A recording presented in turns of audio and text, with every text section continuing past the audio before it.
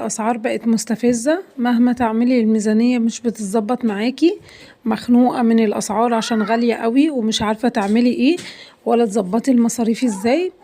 عدد أفراد أسرتك كبير ومش عارفة تظبطي الدنيا، فإن شاء الله الفيديو من الحاجات الصعبة اللي الست دايما بتتحط فيها ان عدد افراد الاسرة بتبقى كتير ومش عارفة تعمل ايه. فاللحمة القطع ديت بتمسكيها وتقطعيها وتدخليها بقى مع طواجن بالخضار ومع رز وشعرية مع شوية ملوخية، وكده بتبقي عملتي أكلة هنية وبتشبع 1100.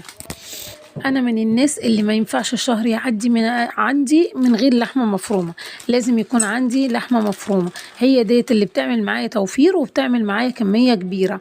طب ازاي ازود كميتها؟ هجيب برغر ومع شويه فلفل الوان وشويه فلفل اخضر وبصل، الكميه بتكتر وبتزيد.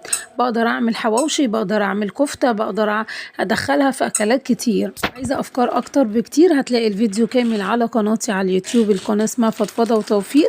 ما تنسيش اعملي متابعة لو عايزانا نوفر سوا، وكمان اعملي لايك للفيديو. يا رب كل اللي يعمل لايك يزور النبي عليه الصلاة والسلام. انا وانتوا قولوا امين.